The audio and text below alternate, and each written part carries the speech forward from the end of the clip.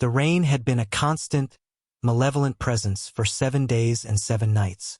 It drummed on the few remaining boards of the collapsed barn roof, seeped through the gaps, and pooled on the damp earth floor. Eleanor huddled in the corner, the smell of wet straw and fear thick in the air, her 7 children a tight, shivering knot around her. The youngest, Mercy, barely 2, whimpered softly, her small body radiating a feverish heat. Eleanor pressed her cheek to the child's damp hair, a knot of despair tightening in her chest. Hunger gnawed at them all, a dull ache that had become a constant companion. Her clothes were perpetually damp, clinging unpleasantly to her skin, and a persistent chill seeped into her bones, no matter how tightly she wrapped the scratchy, thin blanket around herself and the children. They had been here since the wagon broke down, since the storm had swept through, since the flimsy structure they'd sought refuge in had groaned and given way, leaving them exposed to the relentless downpour.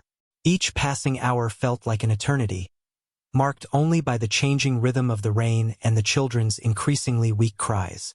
She had tried to keep hope alive, to whisper stories of warm fires and dry clothes, but her voice had grown thin and reedy, mirroring the dwindling strength within her. She watched the gray light filter through the cracks, each drop of rain a tiny hammer blow against her resolve. They were utterly alone, miles from the nearest town, stranded and forgotten. The world outside felt vast and indifferent, a swirling gray canvas of wind and water. Her gaze fell on the collapsed beam beside them, a dark, heavy symbol of their shattered circumstances. She had failed. She had been unable to protect them, to provide for them, to keep them safe. The weight of that failure was crushing, heavier than the debris scattered around them. She thought of her husband, gone these past 2 years, a void that felt as vast and empty as the plains stretching out beyond the barn. He would have known what to do. He would have found a way. But she was just Eleanor, alone with 7 hungry, frightened children, trapped in the ruins of a barn under a sky that wept without end. The cold seemed to deepen with the fading light, biting at their exposed skin. She pulled Mercy closer, whispering a lullaby she hadn't sung in years, her throat tight with unshed tears. It was then, through the blurring screen of rain and her own exhaustion, that she saw a figure, distant at first, moving slowly but deliberately across the sodden field towards the barn. A man, alone. Every instinct screamed danger, honed by years of hardship and the vulnerability of her situation. But another, weaker voice, whispered of salvation. She watched, breath held tight, as he drew nearer, a silhouette against the gray. He stopped some distance away, as if assessing the ruin, assessing them. He didn't call out, didn't wave. He simply stood, a silent sentinel in the storm. Her heart hammered against her ribs, a frantic bird trapped in a cage. She gathered her children closer, a primal urge to shield them overriding the desperate need for help. Who was he? A threat? Passerby? Or something, anything else? The silence stretched, broken only by the drumming rain. Finally, he moved again, taking slow, steady steps towards the broken structure. He stopped just outside the partial opening, his large frame filling the gap against the backdrop of the persistent rain. He was a tall man, broad-shouldered, his face obscured by the shadow of his hat and the dim light. He didn't speak immediately, his gaze sweeping over the huddled figures in the corner. Eleanor felt exposed, scrutinized, every detail of their misery laid bare under his quiet observation. The children, sensing his presence, grew silent, their eyes wide and fixed upon him. The air crackled with a tense stillness, the only sound the relentless pat-pat-pat of water hitting earth. Finally, he spoke. His voice was deep, low, and carried no inflection, neither threat nor warmth. "Silas," he said, a simple introduction unasked for. He gestured loosely towards the open field, towards where a faint plume of smoke could be seen rising from a distant chimney, barely visible through the sheets of rain. "My place." It was dry. He didn't elaborate, didn't offer help, just stated facts. A dry place. His place. Come if you want. The offer was stark, devoid of pity, framed as a simple solution to a clear problem. Eleanor stared at him, suspicion warring with a desperate, burning need. Who was this man? Why was he here? His eyes, visible now as he tilted his head slightly, were calm, steady, holding no judgment, only a quiet, almost weary, acceptance of what he saw. 7 children, half-starved and soaked, huddled in a broken barn with their equally destitute mother. She hesitated, every cautionary tale she had ever heard flashing through her mind. A lone woman, a lone man, isolated home. The risks were immense. But the alternative? The alternative was the slow, cold decay of this barn, the worsening cough of her youngest, the gnawing emptiness in her own stomach. She looked at her children's faces, pale and drawn, their lips tinged blue. She couldn't stay. She couldn't risk another night here. Pride was a luxury she could no longer afford. Survival was paramount. We have nothing, she managed, her voice hoarse from disuse and cold. Silas didn't react. Got a stove, he said. Food enough. He turned slightly, indicating a path, muddy and indistinct, leading away from the barn. He didn't wait for her decision, didn't press. He simply began to walk, slowly, steadily, giving her the chance to follow or not. It was an act of profound trust, or perhaps simply indifference. He left the choice entirely to her. Eleanor scrambled to her feet, gathering the smallest children close, urging the older ones forward. Come on, she whispered, her voice trembling. Quickly now, they stumbled out of the ruins, following the silent figure of the widower through the mud and rain. The walk felt long, the children whimpering from cold and exhaustion. Silas never looked back, never hurried them, maintaining his measured pace. His house was small, plain, and stood stark against the landscape. As they stepped onto the dry porch, the cessation of the rain's drumming felt like a physical relief. Inside, it was dim but warm, the air thick with the scent of wood smoke. He led them to a large, empty room off the main living area. Blankets in the chest, he said, pointing to a heavy wooden trunk. Fire's going. Soup on the stove. He turned then, looking directly at Eleanor for the first time since he'd introduced himself. You and the young ones can sleep in here tonight.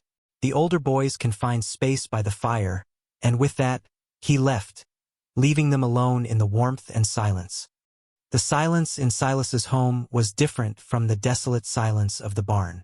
It was a quiet born of solitude, a stillness that spoke of routine and self-sufficiency. Eleanor watched him in the days that followed, her initial suspicion slowly giving way to a cautious assessment. He was a man of few words, his movements deliberate and economical. He worked from sunup to sundown, tending to his land, his livestock, his chores.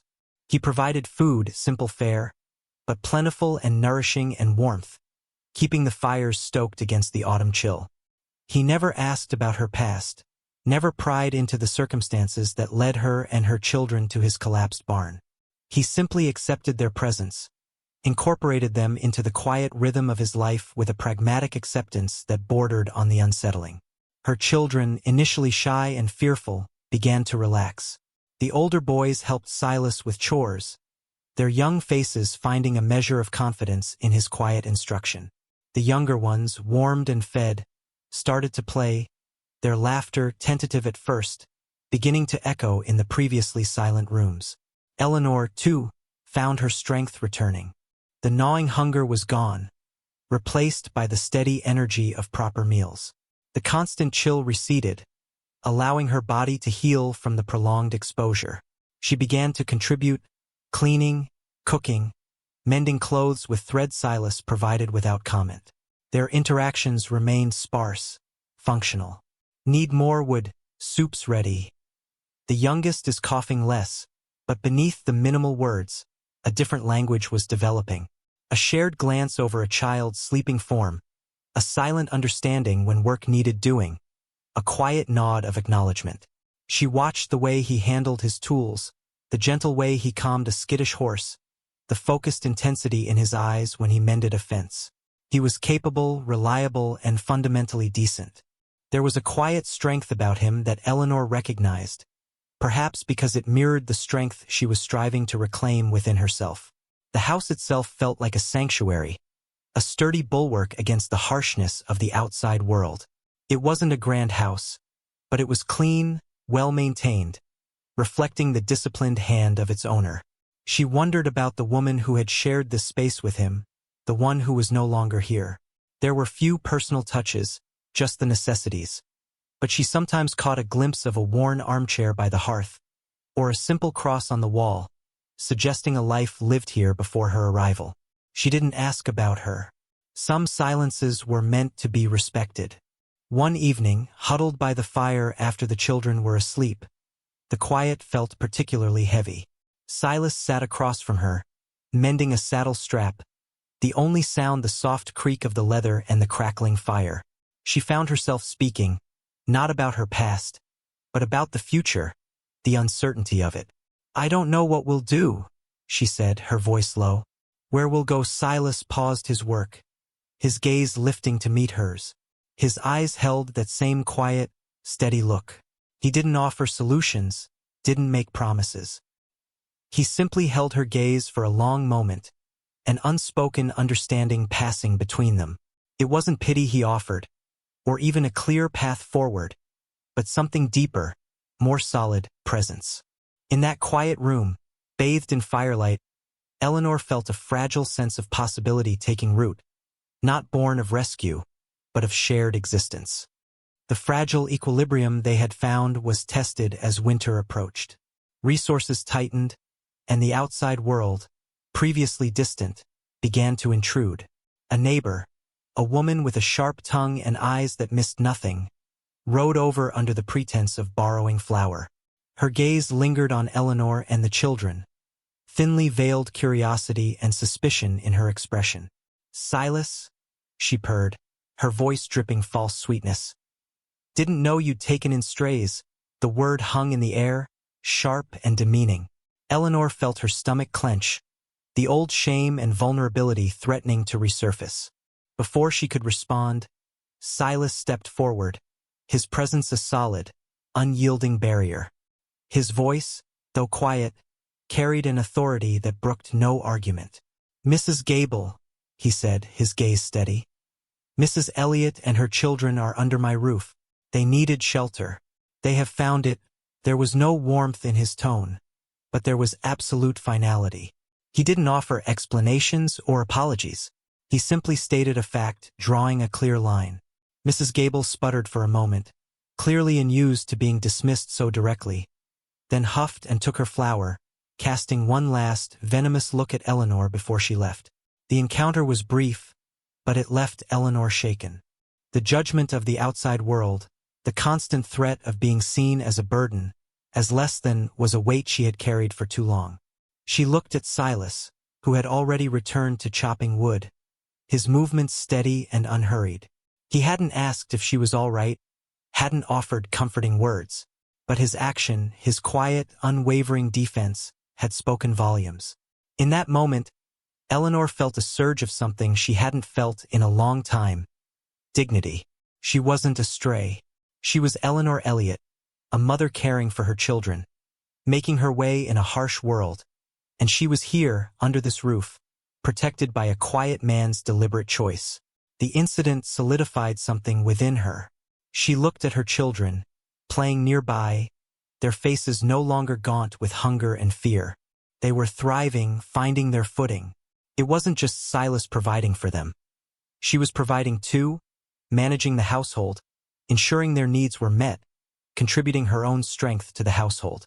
Her resilience, battered and nearly broken in the barn, had not only returned but had deepened, tempered by shared hardship and the quiet dignity of their arrangement. She walked over to where Silas was working, the scent of split wood sharp in the air. He paused as she approached, his eyes meeting hers. "Thank you," she said, the word simple but heavy with meaning. Silas gave a slight nod, acknowledging her gratitude without dwelling on it. He didn't see himself as a hero, merely a man doing what needed to be done. But in that simple acknowledgement, Eleanor saw a reflection of her own evolving strength. She was no longer the desperate woman huddled in a ruin, waiting for salvation. She was a partner in survival, standing tall beside a man who had offered not charity, but a shared space in the world. The future remained uncertain, stretched out before them like the vast, untamed land surrounding the house. But now, she faced it not with despair, but with a quiet resolve, her hand outstretched not for rescue, but for connection, ready to build whatever came next, piece by careful piece, alongside the man who had quietly said, "Come home."